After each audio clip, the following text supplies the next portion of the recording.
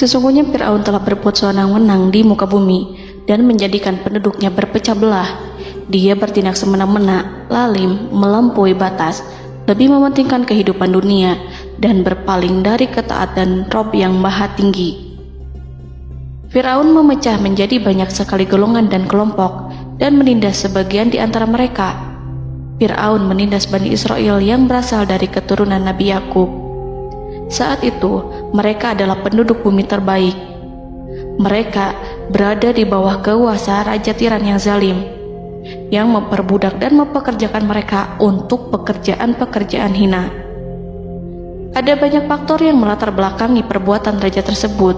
Selain karena kebencian, ada juga faktor ramalan yang beredar pada saat itu. Bani Israel mengalami siksaan dan penyiksaan yang tak terkira. Nabi Musa diutus oleh Allah Subhanahu wa Ta'ala untuk membebaskan Bani Israel dan telah berulang kali memperingatkan Fir'aun agar membebaskan kaumnya. Namun Fir'aun tetap bersikeras dan menolak. Suatu hari Allah Subhanahu wa Ta'ala memerintahkan Nabi Musa untuk kembali kepada Fir'aun dan menunjukkan mukjizat. Di sana Nabi Musa menunjukkan beberapa mukjizat, termasuk mengubah tongkatnya menjadi ular raksasa dan di tangannya mengeluarkan cahaya. Namun Fir'aun tetap ingkar, dan dari situlah awal mula kehancuran Fir'aun dan pengikutnya. Tentang bagaimana detail kisah lengkapnya serta kelanjutan nasib Fir'aun, dari mana awal mula keangkuhan Fir'aun sampai mengakui dirinya sebagai Tuhan, serta dari mana sumber kekayaan Fir'aun yang sampai penasihatnya saja Qorun bisa membangun istana megah, akan dibahas lengkap di sini. Namun sebelum saya melanjutkan kisahnya, dimohon kepada pemirsa untuk menonton video ini sampai selesai, supaya tidak ada kesalahpahaman dalam memahami isi cerita, serta mohon bantu channel ini semakin berkembang dengan cara subscribe dan berikan like serta komen positifnya. Semoga bantuan pemirsa sekalian menjadi amal jariah dan bernilai pahala di sisinya. Bismillahirrahmanirrahim. Fir'aun menguasai seluruh negeri. Seiring dengan makmurnya negeri Mesir, kekuasaan Fir'aun semakin hari semakin bertambah. Fir'aun berkuasa tanpa ada yang berani menentang, dan dia membuat keputusan sesuka hatinya. Bahkan dengan kesombongannya, dia sampai berani mengaku sebagai Tuhan. Gelar Fir'aun Raja Mesir kuno punya pengaruh besar yang diyakini sebagai seorang yang bertanggung jawab untuk melindungi dunia pada saat itu. Fir'aun bukanlah nama seseorang, melainkan sebutan dalam Al-Quran yang merujuk pada seorang Raja Mesir yang sombong, suka menindas, dan sering melampaui batas, yang hidup ketika Nabi Musa alaihi salam bayi sampai dirinya dibinasakan oleh Allah di Laut Merah. Fir'aun merupakan sebuah gelar bagi raja-raja Mesir yang muncul di era New Kingdom. Pendapat Syekh Abdurrahman As-Sadi mengatakan bahwa Fir'aun merupakan gelar yang diberikan kepada raja-raja Mesir, sebagaimana Raja Babil disebut Namrud, Raja Habasyah disebut An-Najasyi, Raja Yaman disebut Al-Qil, atau Raja Persia yang disebut Kisra, penguasa Roma yang dijuluki Kaisar. Sebutan Fir'aun dalam Al-Quran ini menjurus pada Raja Mesir yang hidup pada tahun 1527 sampai 1407 sebelum Masehi. Fir'aun dikhususkan untuk menyebut penguasa Mesir yang membangkang dan tidak beriman kepada Allah Subhanahu wa Ta'ala, sedangkan yang beriman kepadanya dikenal dengan nama Malik, yang saat itu hidup di zaman Nabi Yusuf alaihi salam. Sebagian ahli sejarah mengatakan bahwa penguasa Mesir pada masa Nabi Yusuf disebut Al-Malik atau Raja, tidak disebut Fir'aun, karena kedua penguasa ini berbeda asal daerahnya. Penguasa Mesir pada masa Nabi Yusuf berasal dari Mesir pesisir, sehingga mudah untuk menerima perubahan. Sedangkan Fir'aun pada masa Nabi Musa berasal dari pedalaman Mesir yang mempunyai watak dan karakter keras serta kolot, dan tidak mudah menerima orang-orang di luar kalangan mereka. Dari keterangan di atas dipahami kenapa penguasa Raja Mesir pada masa Nabi Yusuf percaya kepada Nabi Yusuf dan mengikuti agama Nabi Yusuf, yaitu Islam. kemudian diikuti oleh rakyatnya. Sebagian ahli sejarah menyamakan Fir'aun dengan Mas'ab ibnu Royan. Ada pula yang menyatakan bahwa Fir'aun anaknya Walid ibnu Mas'ab ibnu Royan dari salah satu kaum Ad. Para Fir'aun Mesir kuno memperoleh kekayaan dan membangun kerajaan mereka yang megah melalui berbagai sumber. Beberapa sumber utama kekayaan dan pembangunan kerajaan Fir'aun adalah sumber daya alam. Mesir kuno diberkati dengan sumber daya alam yang melimpah, termasuk emas, tembaga, dan batu mulia yang ditambang dari wilayah gurun dan lembah. Sungai Nil juga menyediakan tanah yang subur untuk pertanian yang menjadi dasar ekonomi Mesir kuno. Air yang sangat penting ini memungkinkan kota-kota tumbuh di tengah gurun. Lonjakan air dan nutrisi itu mengubah lembah Nil menjadi tanah pertanian yang produktif. Menurut Organisasi Pangan dan Pertanian PBB, petani Mesir kuno adalah salah satu kelompok pertama yang melakukan pertanian dalam skala besar, menanam tanaman makanan seperti gandum, serta tanaman industri seperti rami untuk membuat pakaian. Sungai Nil mengalir ke utara sejauh 4.160 mil dari timur tengah Afrika ke Laut Tengah, yang memberikan Mesir kuno tanah subur dan air untuk irigasi. Untuk memaksimalkan pemanfaatan air Sungai Nil, petani Mesir kuno mengembangkan sistem irigasi cekungan. Mereka membangun jaringan tanggul berbahan tanah untuk membentuk cekungan. Kemudian mereka menggali saluran untuk mengarahkan air banjir ke dalam cekungan, di mana air akan menggenang selama sebulan hingga tanah jenuh dan siap untuk ditanami. Selain itu, Sungai Nil dapat dimanfaatkan untuk mengangkut material proyek-proyek konstruksi. Untuk mendapatkan manfaat dari Sungai Nil, orang yang tinggal di tepi sungainya harus mencari cara mengatasi banjir tahunan sungai ini. Untuk memprediksi apakah mereka akan menghadapi banjir yang bisa mengakibatkan panen buruk, orang Mesir kuno membangun nilometer atau pilar batu dengan tanda menunjukkan tingkat air. Mereka mengembangkan keterampilan dan teknologi baru dari pertanian hingga pembuatan perahu dan kapal. Sungai Nil juga merupakan rute transportasi penting karena memainkan peran sentral dalam peradaban Mesir kuno.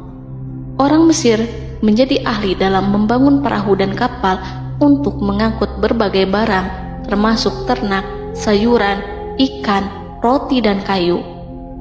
Mesir kuno memiliki perdagangan yang berkembang dengan wilayah Afrika Timur dan Tengah serta Mediterania Timur.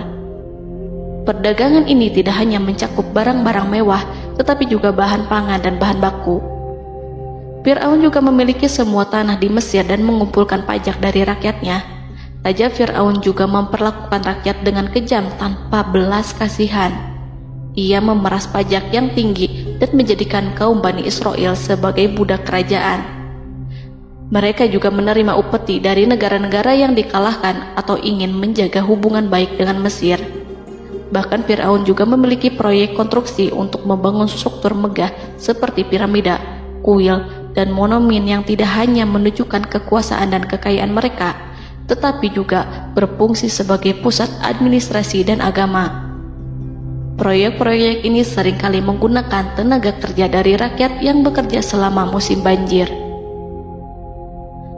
Kekayaan dan kerajaan megah Fir'aun merupakan hasil dari pengelolaan sumber daya yang efisien, eksploitasi sumber daya alam, dan kebijakan ekonomi yang cerdas.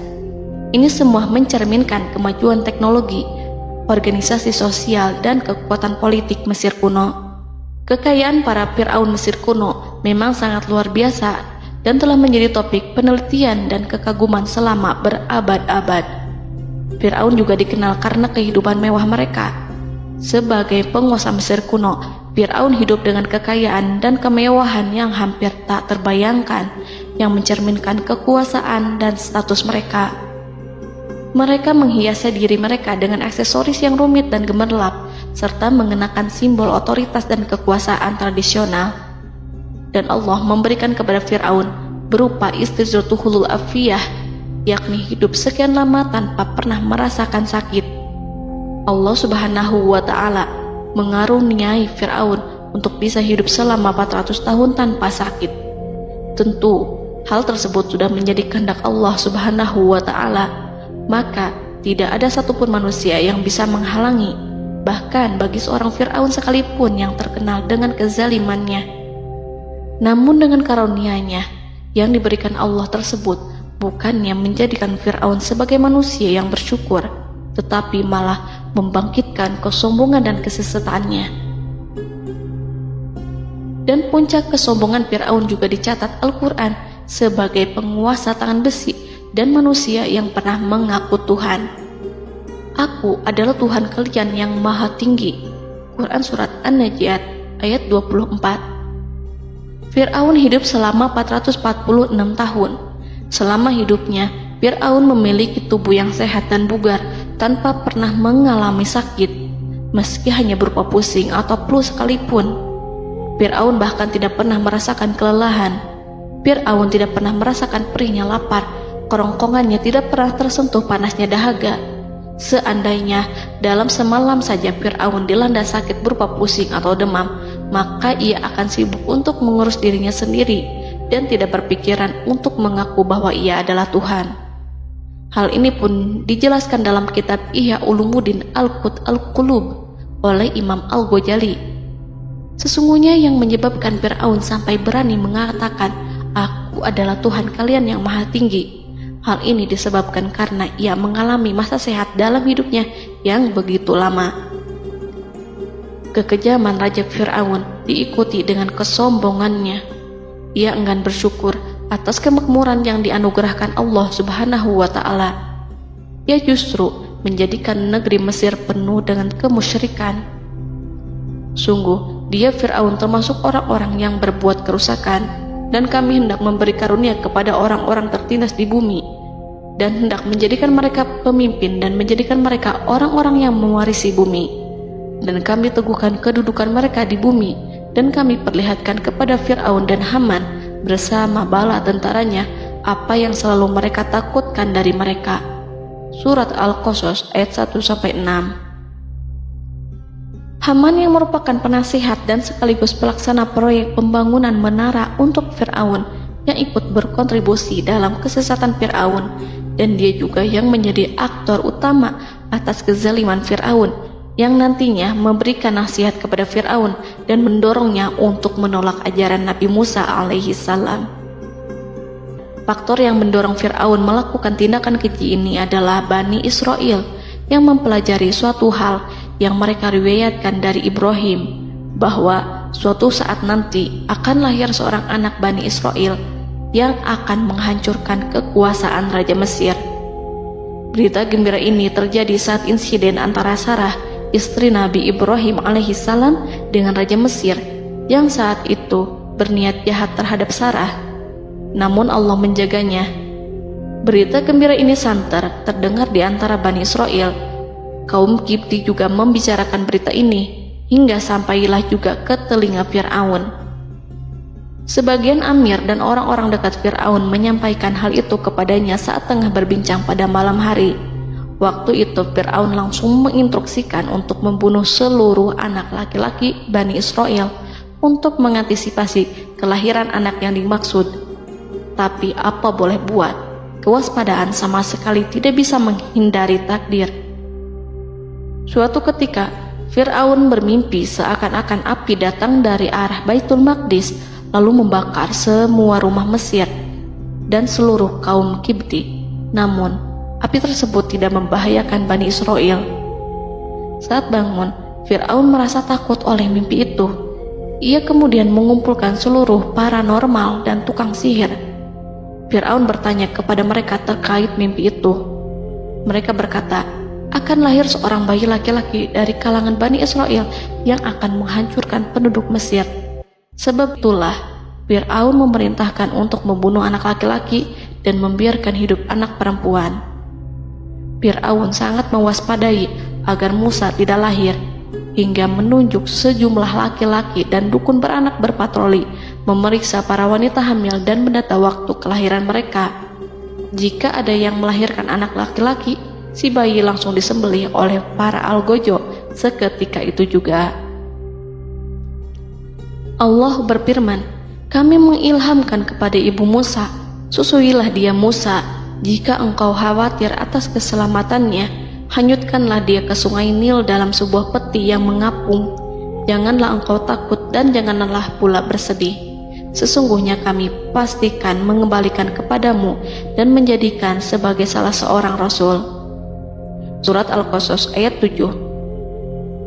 Pada saat itu, ibu Musa yang bernama Ayarika, ada juga yang menyebut Ayah Zakat, merasakan kesedihan yang amat dalam dan sudah mengantisipasi sejak pertama kali mengandung Musa. Kehamilan yang ini memang tidak terlihat. Harun lahir pada tahun ketika hukuman mati bagi lelaki tidak berlaku, sementara Musa lahir pada tahun di mana bayi laki-laki harus dibunuh. Saat melahirkan, ibunya mendapat ilham agar Musa kecil diletakkan di dalam peti yang diikat dengan tali. Rumahnya tepat di hulu sungai Nil. Ia menyusui Musa, kemudian ketika khawatir pada seseorang, ia meletakkan Musa di peti itu, lalu dilepaskannya ke lautan, sementara talinya tetap dipegang. Setelah semua orang pergi, ia tarik kembali peti itu. Namun suatu hari, ibu Musa melepaskan peti itu, tetapi dia lupa tidak mengikatnya dengan tali, sehingga peti berisi Musa kecil itu hanyut bersama aliran sungai Nil hingga melintas tepat di depan istana Fir'aun. Selir-selir Fir'aun itu memungut peti dalam kondisi tertutup rapat. Mereka tidak berani membukanya. Peti itu kemudian diletakkan di depan istri Fir'aun, Asiyah binti Muzahim. Ada pendapat yang mengatakan bahwa Asiyah berasal dari Bani Israel dari keturunan Musa.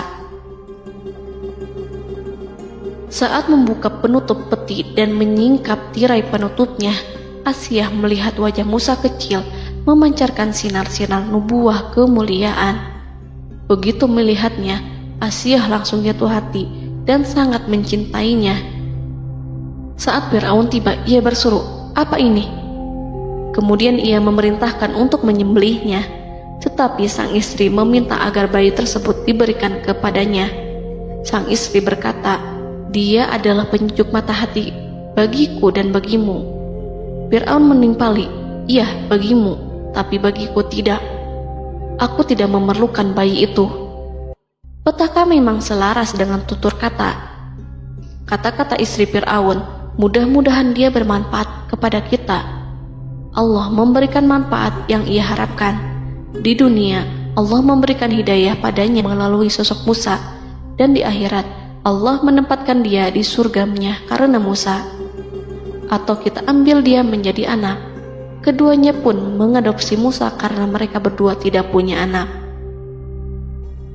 Perkataan Asiyah ini diabadikan dalam Al-Quran surat Al-Qasas ayat 9.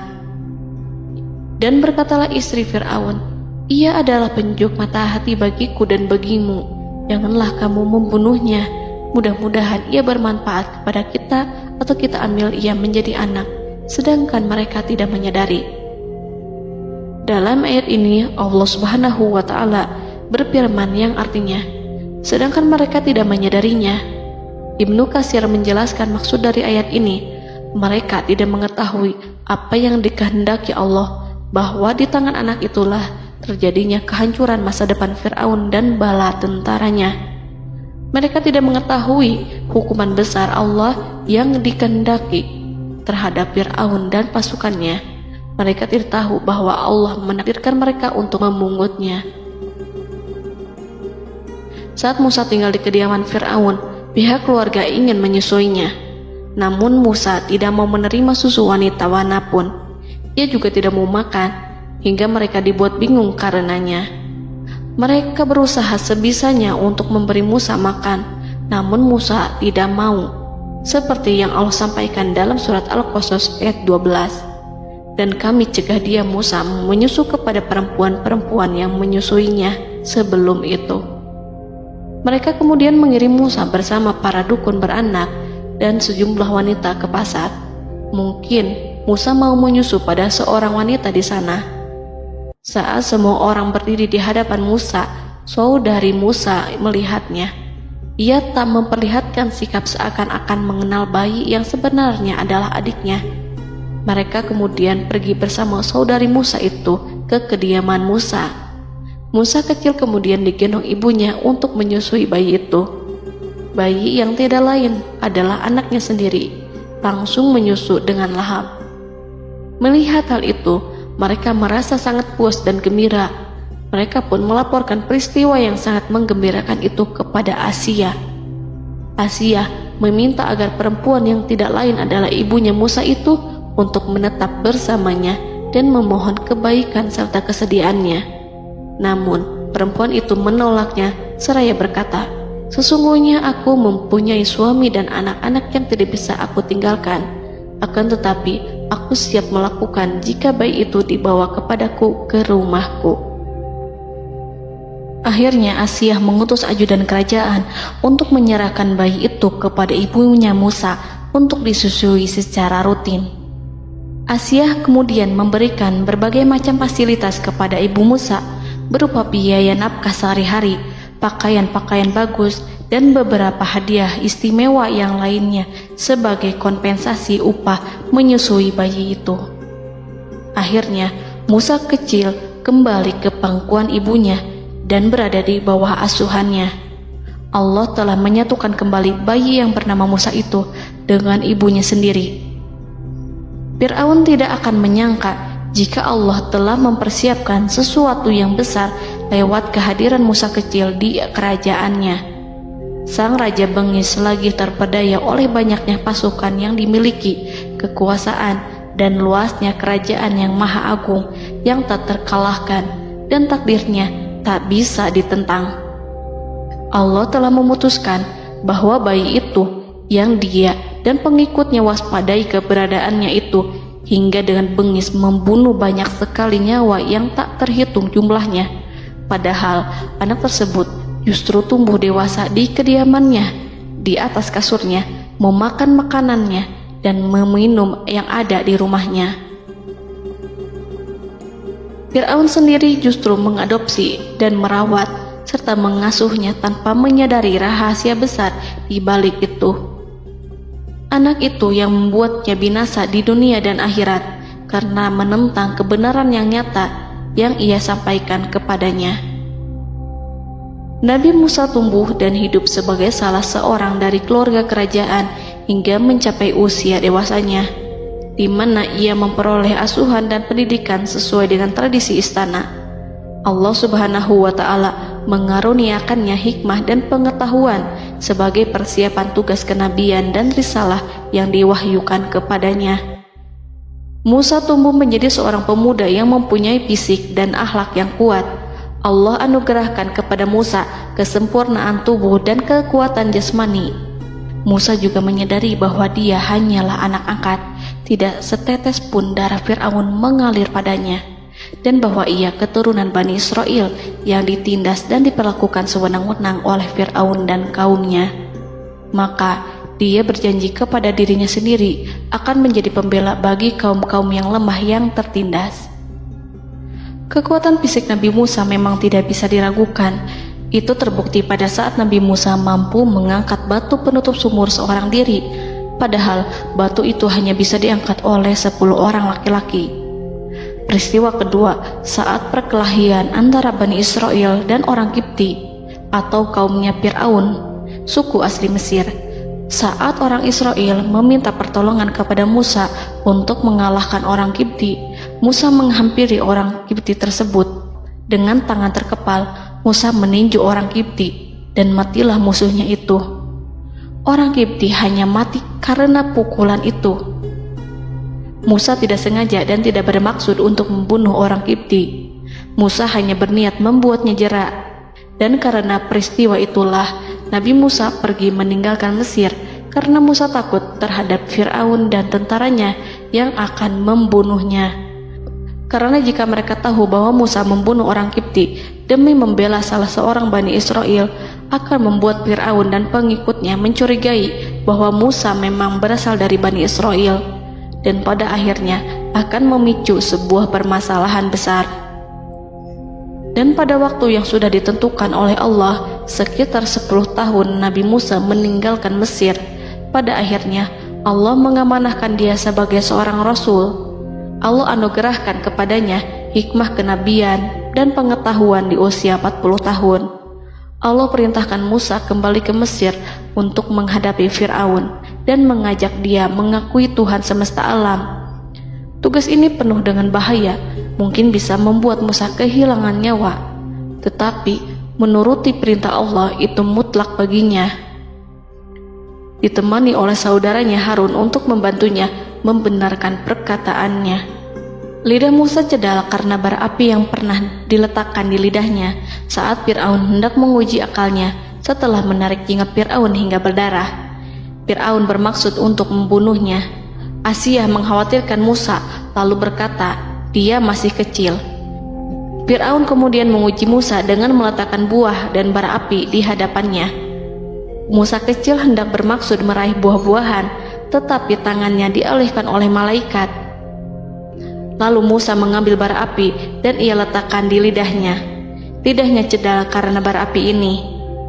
Musa meminta kepada Allah agar kekakuan yang ada di lidahnya dihilangkan sebagian, sebatas agar kata-katanya bisa dipahami, dan tidak meminta untuk dihilangkan secara total, karena para rasul hanya meminta sebatas yang diperlukan. Pergilah kamu kepada Fir'aun, karena dia benar-benar telah melampaui batas, maka berbicaralah kamu berdua kepadanya dengan kata-kata yang lemah lembut. Mudah-mudahan dia sadar atau takut.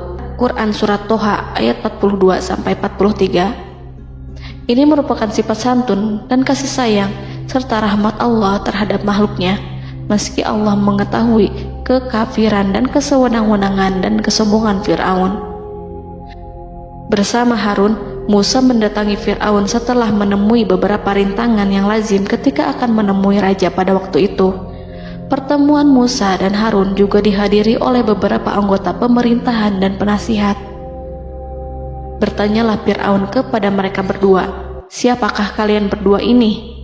Musa menjawab, kami Musa dan Harun adalah pesuruh Allah agar kamu membebaskan Bani Israel dari perbudakan dan penindasanmu dan menyerahkan mereka kepada kami agar mereka menyembah kepada Allah dengan leluasa dan menghindari siksaanmu. Fir'aun segera mengenal Musa dan berkata kepadanya, bukankah engkau Musa yang sudah kami asuh sejak bayimu dan kami asuh dalam istana sampai usia remajamu dan mendapat pendidikan serta pengajaran yang menjadikan engkau pandai? Dan bukankah engkau yang melakukan pembunuhan terhadap diri daripada seorang dari golongan kami? Sudahkah engkau lupa terhadap itu semua dan tak ingat akan jasa kami kepadamu?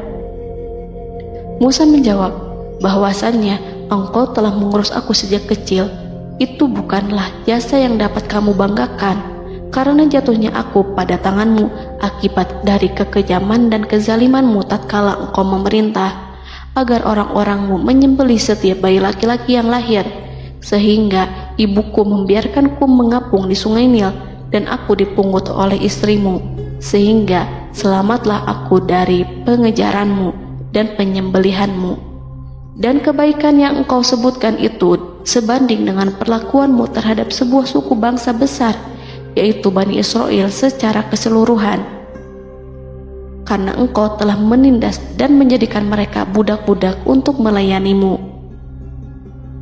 Dan mengenai pembunuhan itu merupakan kehilafanku, lalu aku lari darimu karena aku takut kepadamu. Namun peristiwa itu merupakan rahmat dan hikmah yang terselubung bagiku, sebab dalam perantauanku setelah aku melarikan diri dari negerimu ini, Allah Subhanahu wa Ta'ala mengaruniakanku dengan hikmah ilmu dan mengutus aku sebagai rasul.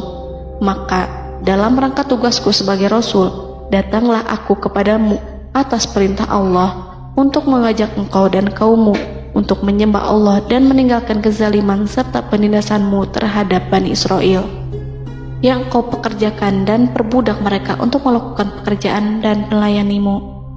Fir'aun bertanya, siapakah Tuhan yang engkau sebut-sebut itu, hai Musa? Adakah Tuhan di atas bumi ini selain aku yang patut disembah dan dipuja? Musa menjawab, ya, yaitu Tuhanmu dan Tuhan nenek moyangmu, serta Tuhan alam semesta. Fir'aun bertanya, siapakah Tuhan alam semesta itu? Musa menjawab, ialah Tuhan langit dan bumi, dan segala yang ada di langit dan di bumi. Berkatalah Fir'aun kepada para penasehatnya dan para pembesarnya, sesungguhnya Rasul yang diutus kepada kamu ini adalah seorang yang gila. Kemudian ia balik bertanya kepada Harun dan Musa, siapakah Tuhan kamu berdua? Akulah Tuhanmu yang paling tinggi. Surat An-Najiat ayat 23-24. Dan Fir'aun berkata, wahai para pembesar kaumku, aku tidak mengetahui ada Tuhan bagimu selain aku. Quran Surat Al-Qasas ayat 38. Fir'aun menentang, padahal ia tahu bahwa ia adalah hamba yang diatur, dan Allah lah yang menciptakan dan memberi bentuk rupa. Dan mereka mengingkarinya karena kezaliman dan kesombongannya, padahal hati mereka meyakini kebenarannya. Maka perhatikanlah bagaimana kesudahan orang-orang yang berbuat kerusakan. Quran Surat An-Naml ayat 14. Fir'aun beralih memakai kekuasaan dan wibawa yang ia miliki. Fir'aun berkata, jika engkau menyembah Tuhan selain aku akan memasukkanmu ke dalam penjara. Musa berkata, apakah engkau akan melakukan itu sekalipun aku tunjukkan kepadamu suatu bukti yang nyata? Fir'aun menjawab, tunjukkanlah sesuatu yang nyata itu. Maka Musa melemparkan tongkatnya. Tiba-tiba tongkat itu menjadi ular besar, dan Musa mengeluarkan tangan dari dalam bajunya. Tiba-tiba tangan itu menjadi putih bercahaya. Saking ketakutannya hingga membuat Fir'aun terkena diare. Dalam sehari lebih dari 40 kali buang air. Namun Fir'aun sebagai raja yang mengaku Tuhan tentu tidak akan begitu saja menyerah kepada Musa, walaupun telah diperlihatkan 2 mukjizat. Bahkan Fir'aun berkata kepada kaumnya yang dikhawatirkan terpengaruh oleh mukjizat Musa, bahwa apa yang dilakukan Musa merupakan sihir, dan Musa Harun adalah ahli sihir yang datang dengan maksud menguasai Mesir. Salah satu penasehatnya, yaitu Haman, mengusulkan agar mengumpulkan semua ahli sihir dari berbagai penjuru kerajaan untuk bertanding mematahkan sihir Musa, yang tanpa pikir panjang Fir'aun setujui. Fir'aun pun berkata kepada Musa, apa yang kau bawa ini adalah sihir. Kami akan melawanmu dengan sihir yang sama. Fir'aun pun kemudian meminta Musa untuk bertemu pada waktu dan tempat yang disepakati, dan langsung disetujui Nabi Musa tanpa ragu sedikit pun. Inilah salah satu tujuan terbesar Musa untuk memperlihatkan ayat-ayat hujah dan bukti-bukti nyata Allah di hadapan halayak ramai. Dengan berbekal pertolongan Allah, Musa yakin akan menang melawan para ahli sihir itu. Maka pada waktu yang sudah ditetapkan, yakni pada permulaan hari, saat cahaya matahari mulai terik menyengat, sehingga kebenaran akan terlihat terlebih jelas dan nyata, orang-orang berbondong-bondong menuju tempat yang sudah ditentukan untuk melihat pertandingan sihir yang sudah dihadiri ribuan tukang sihir. Menurut Muhammad bin Ka'ab, mereka berjumlah 80.000 ahli sihir. Mereka sudah dinyajikan hadiah dan uang yang besar jika berhasil mengalahkan Musa. Para penyihir istana berkata, wahai Musa, apakah engkau yang mau lebih dahulu ataukah kami? Musa menjawab, silahkan kalian lebih dahulu. Maka ketika tali-tali dan tongkat-tongkat ahli sihir dilemparkan, tiba-tiba berubah menjadi seakan-akan ia merayap cepat karena sihir mereka. Ada rasa takut yang menyelimuti hati Musa, takut jika orang-orang terkena fitnah sihir dan tipu daya mereka. Namun Allah langsung menguatkan Musa dan berkata, yang diabadikan dalam Quran Surat Toha ayat 65-69. Janganlah engkau takut, sungguh engkaulah yang unggul, dan lemparkanlah apa yang ada di tangan kananmu, niscaya ia akan membuat. Apa yang mereka buat itu hanyalah tipu daya tukang sihir belaka, dan tidak akan menang tukang sihir itu dari manapun ia datang. Saat Musa melemparkan tongkat, tongkat itu berubah menjadi ular besar yang memiliki kaki, berleher besar, dan bentuk yang menakutkan, hingga semua orang lari dan menjauh. Ular itu kemudian menelan tali-tali para tukang sihir dengan satu persatu dengan gerakan super cepat. Semua orang melihatnya dengan penuh keheranan, sementara para tukang sihir mereka tercengang dan bingung kala melihatnya. Mereka melihat sesuatu yang sama sekali tidak pernah terlintas di benaknya dan juga berada di luar bidang yang mereka kuasai. Saat itulah mereka tahu pasti bahwa yang mereka lihat itu bukanlah sihir, sulap, khayalan ilusi ataupun kebohongan semata, tetapi sebuah kebenaran yang hanya bisa dilakukan oleh Yang Maha Benar, yang mengutus mukjizat tersebut dengan benar. Allah menyingkap tabir kelalaian dari hati mereka, menyinarinya dengan petunjuk yang Ia ciptakan dan menyingkirkan gumpalan keras di hatinya. Mereka segera bertaubat dan tunduk sujud kepadanya. Dengan lantang mereka mengatakan kepada semua yang hadir tanpa memperdulikan hukuman ataupun siksaan apapun, "Kami beriman kepada Rob seluruh alam, yaitu Tuhannya Musa dan Harun." Fir'aun yang congkak dan sombong tentu sangat marah dengan apa yang disaksikannya itu. Ketika melihat ahli-ahli sihirnya begitu cepat menyerah dan mengakui kekalahan kepada Musa, bahkan menyatakan beriman kepada Tuhan Musa dan Harun. Tindakan itu dianggapnya sebagai pelanggaran terhadap kekuasaannya dan penentangan terhadap ketuhanannya dan merupakan tamparan bagi kewibawaannya. Fir'aun berkata kepada mereka, "Apakah kalian telah beriman kepada Musa sebelum aku memberi izin? Kenapa kalian tidak terlebih dahulu bermusyawarah kepadaku sebelum melakukan tindakan keji di hadapan rakyatku ini? Dia itu pemimpinmu yang mengajarkanmu sihir, dan bukankah ini adalah persengkongkolanmu terhadapku?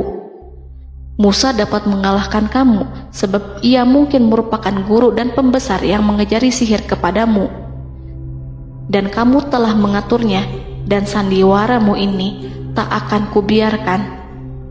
Akan kupotong tangan dan kakimu secara bersilang, dan sungguh aku akan salib kamu pada pangkal pohon kurma sebagai balasan dan hukuman atas pengkhianatanmu ini."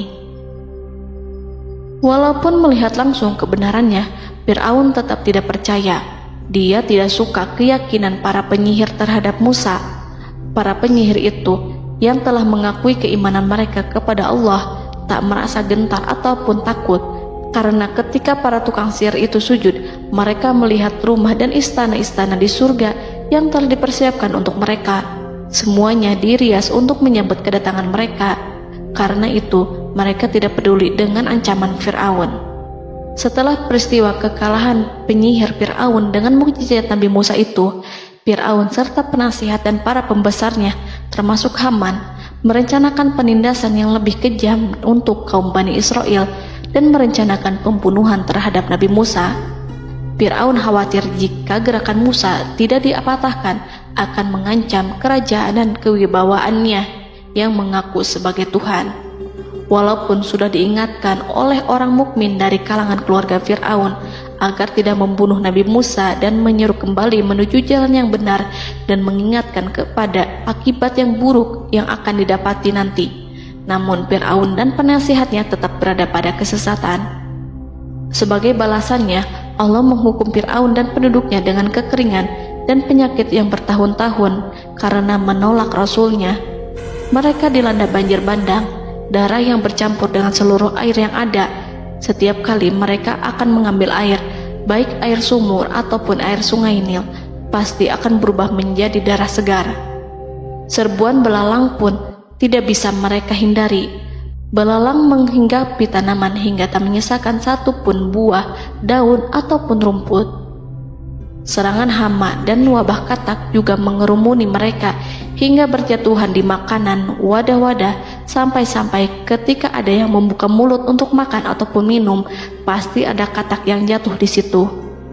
Semua hukuman itu hanya menimpa Fir'aun dan pengikutnya, sama sekali tidak menimpa Nabi Musa dan Bani Israel. Namun mereka tidak belajar ataupun berubah, mereka tetap saja kafir dan hanyut dalam kejahatan. Setiap kali Allah timpakan hukuman kepada Fir'aun dan pengikutnya, mereka bersumpah dan berjanji kepada Musa untuk beriman. Namun ketika hukuman itu dihilangkan, mereka ingkar janji berpaling dan kembali kepada keburukan seperti sedia kala.